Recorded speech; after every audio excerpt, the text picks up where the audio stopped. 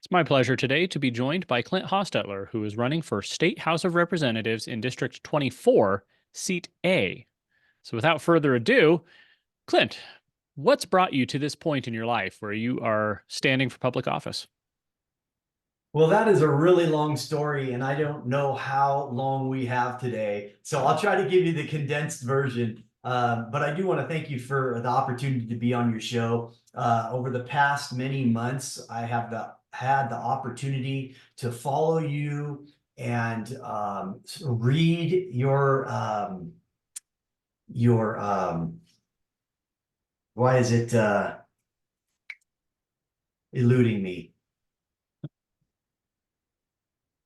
Oh my goodness gracious. Anyway, I've been able to follow all your work. It's great. It's in depth. It's informative. It's witty. It's humorous. I love it. So it's a privilege to be here and an honor. And so thank you so much. So Thank you. that being said, how am I here? That once again is a long story. I'll start with kind of the way I really introduce myself when I'm out on the campaign trail.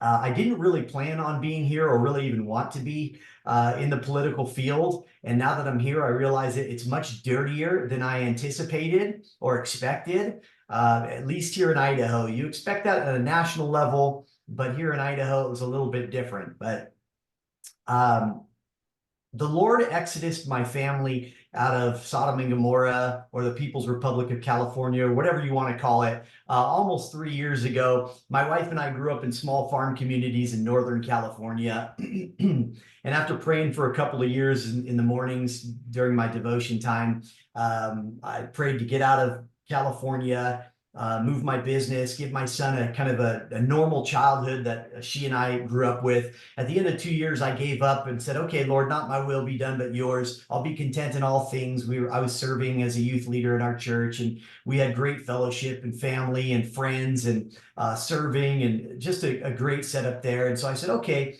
I give up. I'll just kind of press back in, and it was almost like he said, okay, now you understand it's my will, not yours. And then he blessed me. And within a year, we ended up being here in Idaho. And there's a long story in between that. But when we touched down here in Idaho, I give people the illustration that when we got here, because of the thick darkness of kind of political oppression, really, and that whole political climate of California, it felt like we were moving out of the darkness into kind of the midday light of traditional Americana and conservative values here in Idaho. And it was amazing. But after that kind of cloud nine wore off, after a couple of years, and I started looking around and seeing what was going on in Idaho, it was very reminiscent of what I'd seen decades earlier in California. I realized we weren't in the midday sun here in Idaho, but we were in what I believe to be the twilight in Idaho. And a gal that I go to church with, we were talking, and she says, wow, you're very politically minded and so on and so forth. You should come join this precinct committee meeting we're having at the library on Wednesday. And I said, well, not my thing, but yeah, let's check it out. So I went and I ended up running into our fantastic Senator Glenita Zeiderveld, and we started talking. And we ended up having a meeting at her house, and I ended up talking with Josh Cole and some other people really active in the community down here through the MVLA. And after getting together with her and Tom and a few others, she invited us to dinner and said, hey, would you pray and consider running for office? We truly need solid conservatives, good Christian conservative men to step up and try and right the ship of the direction our nation was going.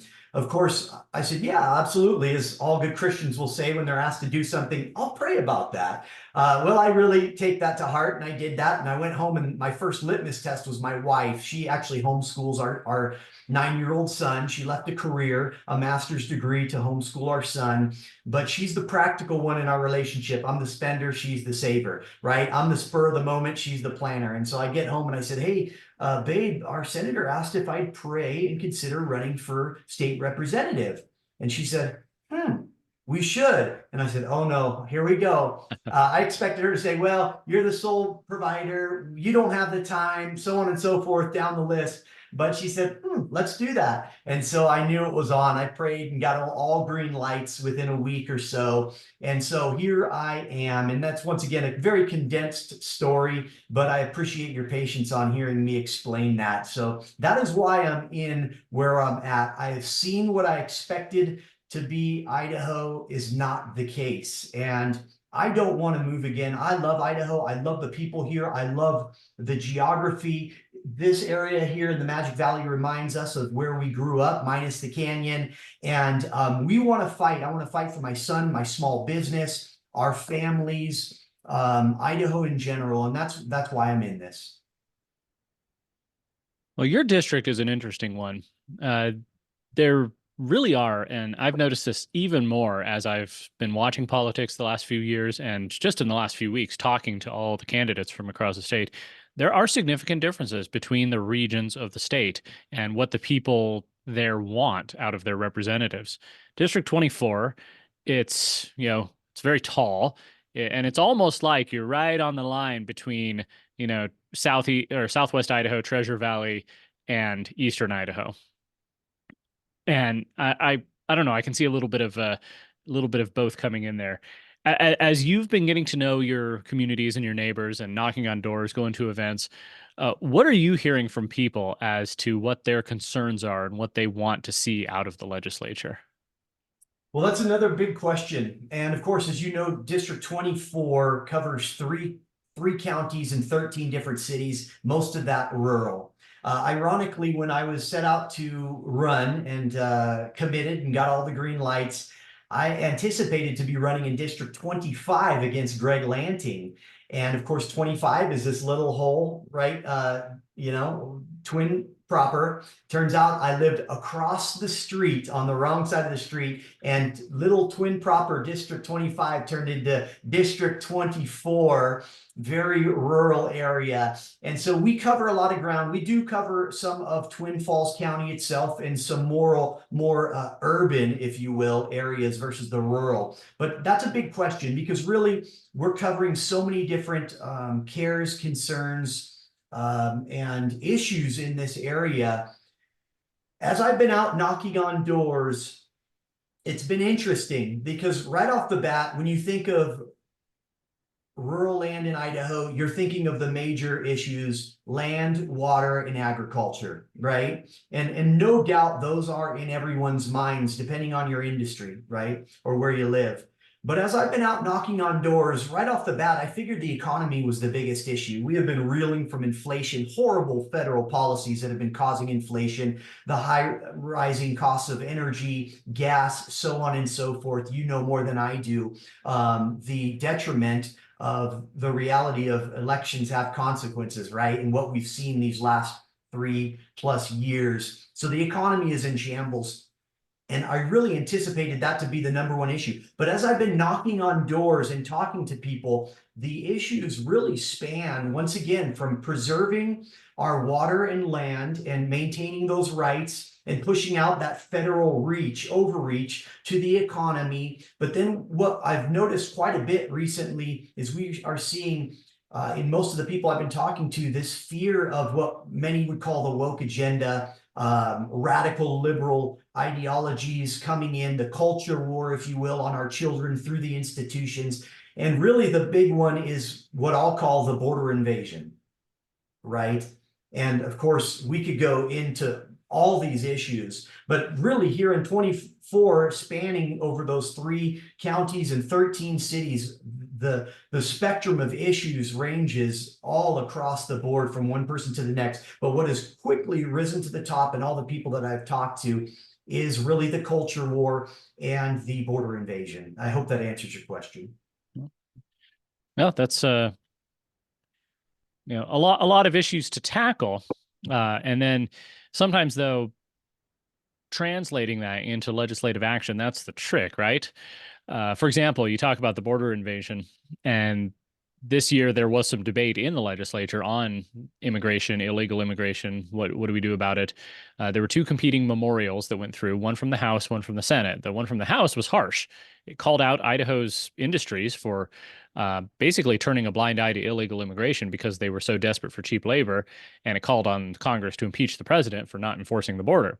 And that one didn't succeed, but the one that did actually came from the opposite perspective that we actually need more immigration. We need more legal immigration. We need to, um, reform the process. And it didn't say anything specifically about the 35,000 or more illegal aliens who are employed here, but in its silence, it implicitly called for amnesty, in my opinion. Uh, and that really, that goes back to that regional divide I mentioned. Uh, a lot of Eastern Idaho legislators, they stood up and said, well, we need more migrant workers because Americans won't do these jobs. We can't just deport the illegals because that will crash the economy. So how do we solve this problem without those bad things happening? That's a great question. And this is one of those issues I've been following a lot, not only because it's a big concern, not only because of where I've come from, not only because what we're seeing on a national level affecting sanctuary cities and these blue states, right? And I could go into a lot of different examples economically, crime statistics, what we're witnessing as this border crisis really has been manufactured and perpetuated, I believe. What we're seeing is a lot of emotional deception. And I talk a lot about the issues I think we see these days is deception that's been brought in by design through confusion and chaos. I think the issue is never the issue. We always witness a bait and switch. For this issue, we always hear the compassionate aspects. We hear we need cheap labor, or, we would all collapse. No one would be out there to pick the fruit if we didn't have this. I grew up in a rural community. I grew up where most of my buddies were working on farms, and many of them were white males, right? They grew up baling, they grew up picking, they grew up doing all these things. I actually went into the restaurant industry because that was where the girls were at the time. I did not work in the farm industry, but most of my buddies did. And so really, when we let things go, and I'm taking a broad approach here to try and hone my way back in. If we let the free market regulate a lot of these things, there's many times solutions. There are solutions legislatively that we can do through our bills, allowing these worker programs to succeed and thrive. But I believe, once again, by design, there is something happening beside that is prohibiting these common sense approaches. Then you have to look at the other side of the coin, which is the fact that this is an issue that we are not seeing many people agreeing with our lawmakers on, except for those who kind of rule the industries. I believe it was Nearbout who said 70% of the industry already is illegal immigration and illegal workers. Well, do we need to make that 100%? And at what cost? Once again, we are seeing a big issue that is not translating to the benefit to the public that I see. And in the long run, we're going to see greater detriment down the road. I mean, I'm not noticing much of a big difference when I go buy milk or apples or tomatoes or any of these agricultural products that the supposed cheap labor is benefiting the people. But what I am looking at is my past in California and the downward spiral when I saw this same issue happening in California 20, 25 plus years ago. I'm 45 and I can harken back to Proposition 187 and that attempt to shut down this push towards amnesty and cheap labor, but it was overturned through very emotionally deceptive narratives and a push of that, racism. And what we've seen since is a skyrocketing in crime, in the cost to taxpayers, sex trafficking, and really a loss of lawlessness or order, I should say, in California. I also like to point out, just recently you saw the governor in Colorado who they've bolstered their sanctuary status over the last few years. And just recently he came out, blamed the Republicans in Congress for not doing anything about the border crisis. And then he came out and said in 2024, illegal immigration is going to cost Colorado about $100 million. And he came out and said 50 million of those dollars is going to come out of our sheriff's budgets, our police budgets, our fire department budgets, other safety service budgets, and out of social services that the taxpayers pay into. What are the long-term effects? And so this whole immigration issue, you're just seeing so many nuances and once again a lot of confusion around this. And so I believe there are free market solutions, but we just have to get right down to calling it out and addressing those issues. And I apologize if I digressed or took a different path, but I believe that a lot of what we're seeing is deception to benefit a small few. And really what we're witnessing is what I call the corporatocracy taking hold over Idaho through its many different institutions and these things like Big Ag.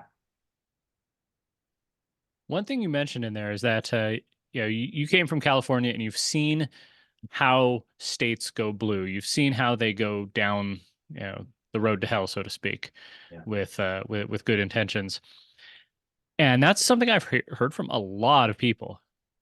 However, the counter to that, and what I hear from, you know, perhaps the other side here in Idaho is that it's not really like that, and that it's people coming from out of state who don't really understand Idaho trying to implement their vision.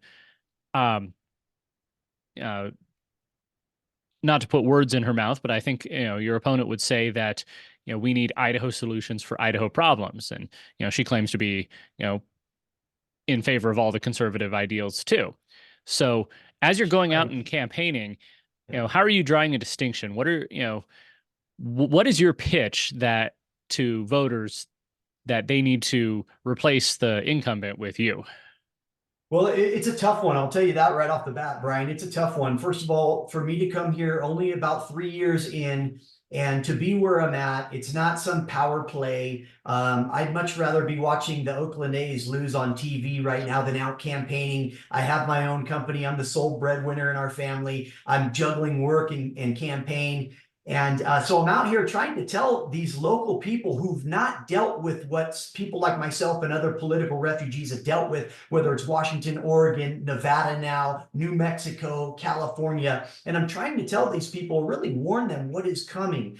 At the end of the day, a lot of these people look at me like, who do you think you are? You're just fresh out of California. You think you're here to save us. And no, that's not it at all. I am here to warn you, but I am here to say, actions speak louder than words, but when it comes to being a legislator, you can say everything you want, but your votes speak the loudest. My opponent you mentioned has been marketing, and she's a freshman representative. She's marketed herself as a conservative Republican.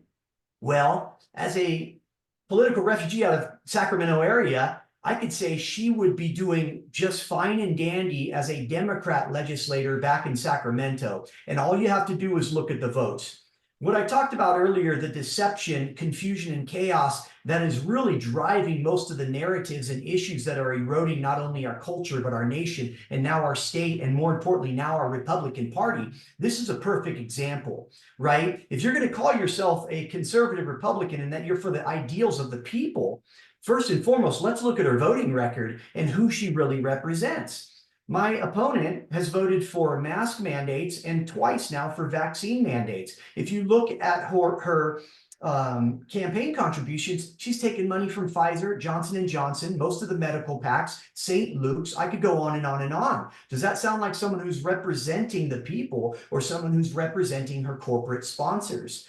When we talk about representing Idaho's values, everyone, 99.9% of the people I talked to said, no, we should not have pornographic materials in our libraries, let alone at taxpayer expense. Yet she's 3 times now, essentially, and more if she could, voted to make sure those materials stay in the library.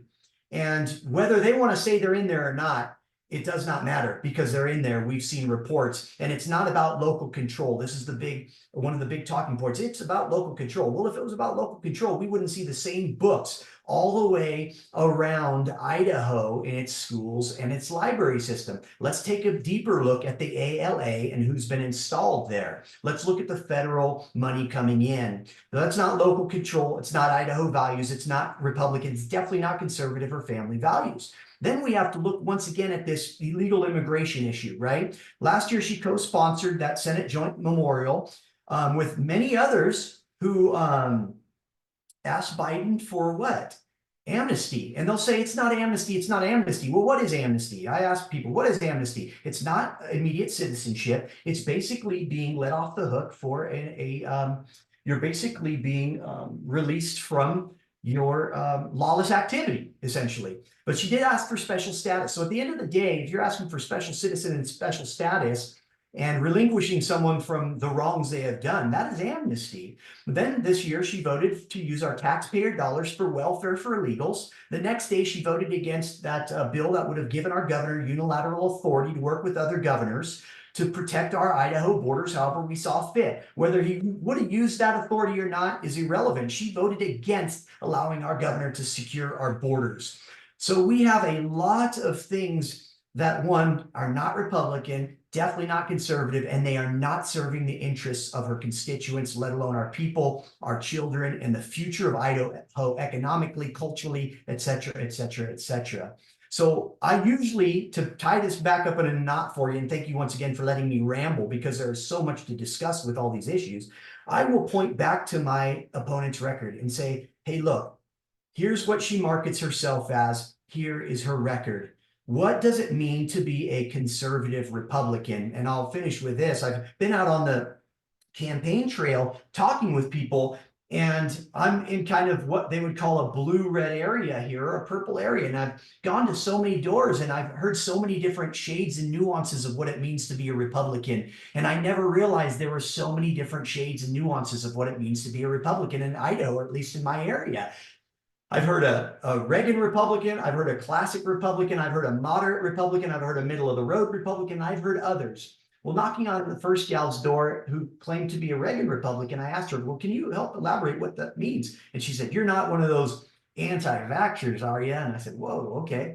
The next one, the gentleman said, I'm a moderate Republican, and yes, they do exist, son. And I said, well, can you help elaborate? What does that mean? He says, you're not one of those J6er MAGAs, are you? Oh boy, here we go. The next gentleman I spoke with, he said, well, I'm kind of that traditional moderate middle of the road. And I said, well, sir, I've heard all these different, can you help elaborate what that means to me?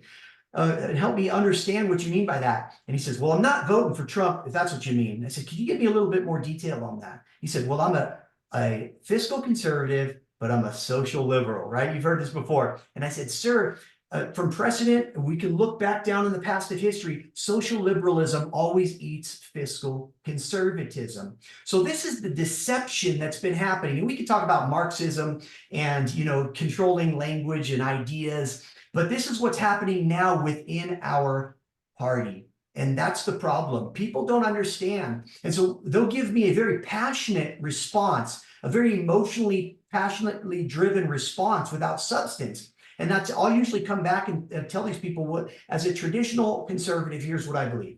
I believe in constitutional and individual liberties. I believe in family values, small government, lower taxes, and free market principles. And when I say that, people go, yeah, I agree with that, but they don't know that. And so what's happening is there is this deception that's really implemented our party, and you've seen that because I've seen you write on it. This is all by design. They have our institutions, right? They have our families, let's be honest. They've got our children in those institutions. And the last bastion here in Idaho is the GOP. So what are they doing? They're confusing what it means to be a conservative, what it means to be a Republican. They're convoluting this idea. So politicians, career corporate sponsored politicians like my opponent, Chanel Dixon, and many others in the Treasure Valley specifically and across Idaho are able to slide under the rails and call themselves Republicans, and most people aren't getting that. Well, when it comes to defining what a Republican is, I see this debate within the Republican Party about the role of government. I think there are many who they look back at our founding fathers and say the role of government is to protect life, liberty, and property of the citizens, and that's it. Period. That's the box. Put it in that box. Nothing else outside is legitimate. But then there's others who say, well, there are things government can and should do, especially, take water. I can drill a well on my land and suck up all the water, but then, that can affect my neighbors and my community. And so we need a neutral third party to adjudicate that and to manage that so that, you know, everybody, has their share. And things like that, emergency medical services, public schools. The people who wrote Idaho's constitution put it in there because it was a very progressive era that government has a responsibility to fund and create a public school system. So I guess there's two parts to the question I'm coming to, because clearly I think a lot of us would agree that the government has exceeded its bounds, no matter where you put those bounds, because the government's involved in everything now. We have a Bean Commission, an Arts Commission, a Hispanic Affairs Commission here in Idaho. The question is, how do we pull that back if we should, which I would guess that you think we should, without leaving all these things that it's involved in the lurch? And what should actually be the role of government? That's a great question. I believe you touched on most of them in the beginning. And I believe, oh, this is another big, deep issue, and I don't want to keep monopolizing because I know you have some great questions.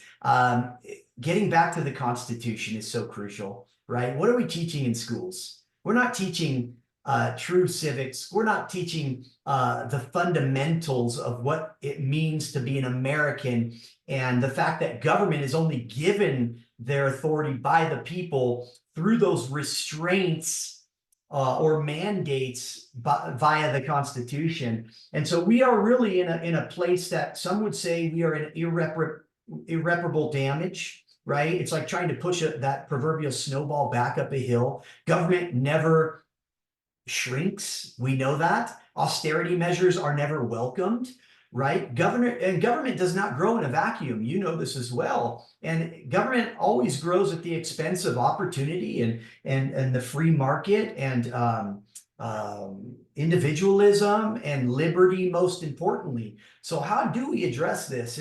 And oh man, it's such a big issue. How do we address this? Well, first of all, we do have to acknowledge that as our society continues to grow via population and cultures and ideologies and morality and ethics and virtues, we always have to move back to the Constitution and its foundation. But we also have to remember that any civilized society has to have social safety nets. So we do need to have some of these things in place, but we have to take a practical approach. Once again, much of what's happening in our government, and I could point to Marxism and ideological subversion that Yuri Bezmenov warned us about, the Soviet defector back in 1984, and the four active measures, demoralization, destabilization, chaos, and normalization. We could talk about the infiltration of Marxists from over 100 years ago, and once again, our institutions.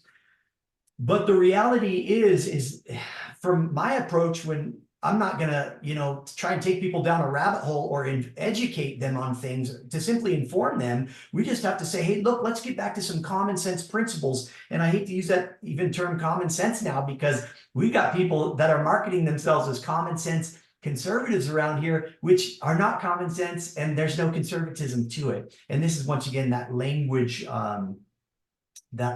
annexing that's been so successful for the enemy through the years. But right off the bat, I'd say, let's take practical approaches. Let's hone back in these social safety nets that we already have, right? Let's make sure we're not taking more money from the federal government that we need, which always comes, one, the federal government is $35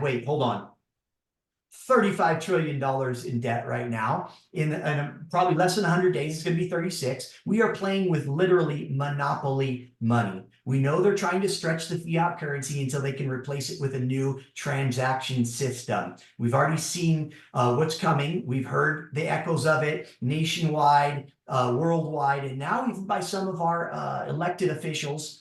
We saw what our governor did about the gold and silvers bill, which to me was common sense. We are watching gold and silver and these precious metals skyrocket, and we're watching the dollar plummet as the Saudis have decided not to take that as their primary currency, as BRICS and all these other nations are doing their thing. So one, let's cut out the federal monopoly money that's coming with strings attached, which is coming for our land and our water and our liberties. These are some very quick common sense approaches. We also have so many natural resources in Idaho that we could start tapping into to where we could be so independent. We could secure our borders here, the 10th Amendment, really bolster our state's economic independence through energy and other avenues. We could protect our own borders. You know, that is, I think, step number one is if we take those small steps moving back to fiscal independence and responsibility, or responsibility and then to independence. I think that's number one.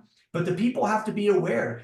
Economics used to be the big issue. You probably remember, once again, more than I do, that it used to be about economics. Even Bill Clinton understood this, right? Keep it simple, stupid. But if you look at the Democrat talking points, and now really the Rhino talking points, or the establishment party talking points, they don't bring up economics anymore. What do they bring up? Social issues, emotional deception, keep you distracted, continue to grow the debt. What does that do?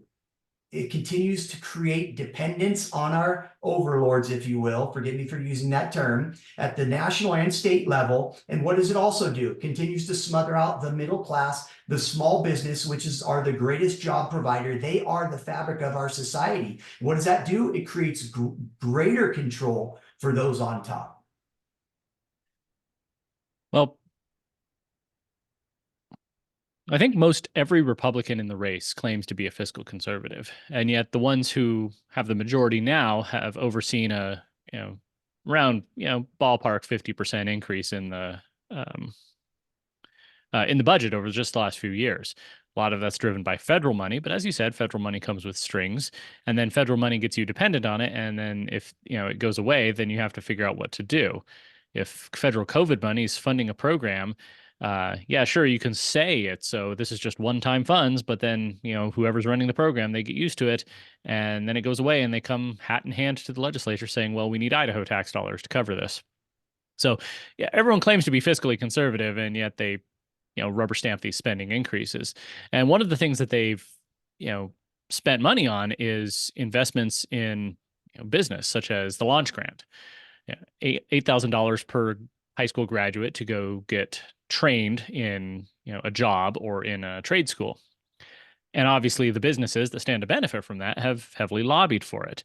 They've given money to PACs directly to candidates, and they've paid lobbyists to promote that. So I've seen kind of another divide, another debate within the Republican Party, and that's our relationship with business. Go back to the Reagan era, and Republicans were all for business because business was free enterprise capitalism as opposed to government central planning. And so you had to pick one side or the other. And now, from my perspective, it seems like they're almost merged up here, where and yet a lot of people, a lot of Republican voters still say, well, why wouldn't you support business? And they see, business organizations like IACI and, the Farm Bureau representing farmers, and all these other, business organizations. They see them endorsing candidates like the incumbent in this race. And so they say, well, that's why wouldn't you support business? So again, two-part question. What should the relationship between, the legislature and business be, and how do you support business without going so far as to say subsidizing them with tax dollars? Yeah, man, that's another great issue. And a quote came to my mind while you were moving into this question that my dad used to tell me. My dad worked for the federal government for 40 years. He was a fiscal analyst. And so I heard horror stories of the federal government early on. My mom, on the other hand, worked as a teacher for 30 plus, almost 40 years. And I heard how that institution morphed and basically evolved into this beast as well. And I hear horror stories about that. But one quote my dad used to always say, and I think he probably got it from somewhere else, I'm sure. It said that nothing's more permanent than a temporary tax. I think the same thing with the programs we've seen, whether it's the COVID and how it's continued to be maintained and pushed along. Why? It's to create government dependency, right? And once again, I can go down to that rabbit hole. But yeah, that launch program and what you were talking about, it's funny you mentioned what you talked about. I remember early on when my dad helped me fight against the attempts of the public schools and the teachers to indoctrinate me. We used to have great conversations. And when I started thinking for myself and critical thinking through these things, economics and morality, that I remember I was kind of the lone conservative amongst a lot of my friends.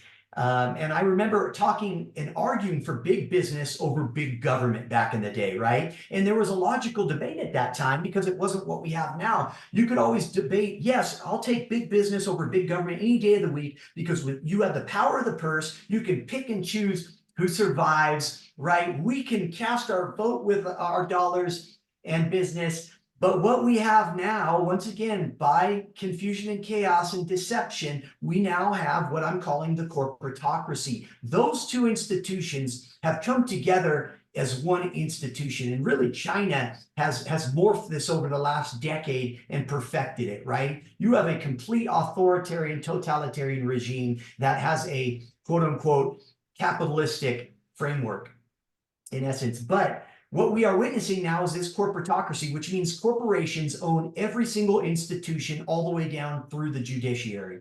And so how do we address this? Well, one, I would say that we do not subsidize business. Get back to the free market principles. We are watching small farms and small dairies go by the wayside as we continue to endorse and subsidize big farms that are now beholden, and big dairies and big corporations that are now beholden to these globalist ideologies of DEI and ESG, right? You heard Larry Fink say we need to impose our ideologies through economics, right? Let's twist down that wrench on them. And we're starting to see that here in Idaho. And so how do we do this? Well, we get back to bolstering the small businesses and the small institutions, the small farms and the small dairies. But how do we do this? Once again, it takes individuals to step up and pick and choose where they spend. It takes individuals to step up and understand what the Constitution is. And I know it's daunting and it's discouraging. And when people say, I have to get educated, they want to stick their head in the sand. But just get informed and start. This is really a grassroots effort. But we need to decentralize so many of our institutions, right? Not only the administrative state, but even the business state now. The launch grant was just a perfect example of what I'll call corporate welfare or corporate cronyism. You know, that used to be the thing. It's funny, the 60s, you had the radicals or you had the liberals, who probably now would be called conservatives by that term back in the 60s. They were always saying question authority. Now it's don't question authority, right? This weird switch of language and ideologies has happened along the way. We have to decentralize these people. The big business is in with big government, and they are taking control of everything. I don't know if I answered your question, but we need to be decentralizing at every point that we can. I guess my question based on all of that, though, is it really seems like a microcosm of the big right-left dichotomy in our politics as well, where you have one side saying you need to get educated, you need to know your history, you need to know what's going on, you need to become more self-sufficient, you need to be, willing to invest of yourself, and then the other side saying, no, you don't. You just don't worry, we'll take care of it. And unfortunately, politics kind of it rolls downhill toward the path of least resistance. So how do you get elected to implement your policies when you're asking something of the voters? Yeah, that's another great thing. You know, I one of the best books I ever read was by Robert Bork, and it was called Slouching Towards Gomorrah: The Death of American Society Due to Radical Liberalism.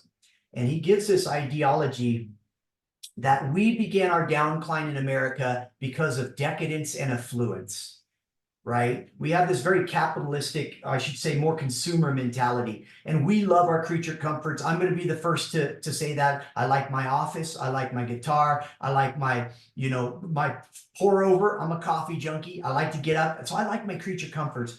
Unfortunately, the enemy knows our weaknesses, right? How do we do this? Well, I could go on and talk about the moral reality. I believe that we are in a spiritual battle, and this spiritual battle manifests itself politically and socially like never before. I could delve into all of that, but to get back to that, how do we get elected? Well, first, Idaho I believe people truly understand the core realities of the debate. They just have to get the emotional distractions out of their minds. We need to take back what it means to be a conservative. Most of these people I'm talking with, they're hardworking. They believe in family values. They don't want illegals getting incentives and an open border rewarding people while we're out here busting our humps to take care of our families and do what we've been, really self-inclined to do. They understand individual responsibility, the rule of law, these things. They get it, but they're so distracted. We need to take back the reality of constitutional individual liberties, the free market, smaller government, family values. We need to be able to really, one, you've got to be able to talk to the people. I used to say, if you could understand someone, you could resolve all the issues. But we are now living in a time of such deception that there are so many debased and delusional minds that you cannot talk rational with them because they fall back on emotion, like I talked about earlier today. They're not equipped with truth or logic. And that can start back in the institution of academia, the media. But if we can go out with a consistent message with joy and hope and truth always wins. So how do I get elected? I just hope the people get it. At the end of the day, we're coming with truth. We're coming with power behind logic and reason and love.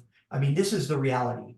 And I'm just praying. I pray that the Lord brings an awakening. And if he decides that I get elected, because really at the end of the day, if he wants me and I'll be there, if he doesn't, then I won't, but I'll know there was a reason for this. If it's just a part of talking to people, waking people up, creating a movement, then so be it. But if he wants me and I'll get in and I'll vote the right way. I really don't care. I'm not here for money. I wouldn't be going into politics if it was about money. I'm here to do the right thing. And I hope at the end of the day, people can recognize that. And I'll once again just say, look at the votes of the people that claim to represent you. Look at who pays them. If they're getting paid through IACI and its PACs, or Pfizer, or St. Luke's, or Big Dairy, and they're voting X, Y, and Z, there may be a correlation. Do they represent you, or do they represent their corporate handlers? So we hope people see the truth. Once again, I apologize. I don't know if I answered your question, but this speaks to the nuances and really the culture war and the war of ideas that we're in right now. Well, I've appreciated your time today. Do you have any closing thoughts or a closing pitch to the voters, besides that one? Well, I mean, really, that's it. It's really a warning. I'm not here to change. I ask people, who wants to turn Idaho into a small California? And people go, boo. And I say, neither do I. That's not what I'm here for. And I say, in fact, I want that less than you because I've seen it play out. I see how they deceive. I see how they fight. I know how this story ends. I'm here to help you fight against that. I'm here just to warn and say, look, the signs are here. And we are getting to a point where we cannot stand on the sidelines anymore. We are in a spiritual war. We are in a cultural war. We are in an ideological war of what does it mean to be an American, right? Terms like patriotism has been demonized. Nationalism has been demonized. The Constitution even has been demonized. Look at what's happening within our party. We have to pray that people would actually, that the scales would fall off and that people would say, hey, look, this is a spiritual war and it's manifesting itself politically and socially. And I need to get into this battle. Not all of us are called to be in politics. I wish I wasn't called to get into the political field, but we have to get out and speak our minds. We've been intimidated and pushed into a corner where we are afraid to speak the truth. I mean, we are over here trying to argue that there is only two genders. Where are we heading in our society? We have so much precedence, not only philosophically and socially, but economically, to realize that 2024 might be the last stand in America. And I believe Idaho represents the last stand in America in 2024. And I don't believe that's hyperbole. That's why I'm doing this. And so really my last thing would just say, hey, pray for this. If you're a praying person, pray, because only God's mercy and grace is going to turn this ship around. And then if people, the Christians and the true conservatives would get in the race, get in the ring, get out and vote. If we could bump up that voting to 50%, and if 80% of our Christians voted, we would not be dealing with the garbage we're dealing with right now, economically, socially, politically. I think we'd be right back on the right track and truly represent the family values that formed and built and secured and kept Idaho and its people safe. And I believe if we do that, we can unite our party again as well. Clint Hostetler, running for State House of Representatives, District 24, Seat A. Thank you.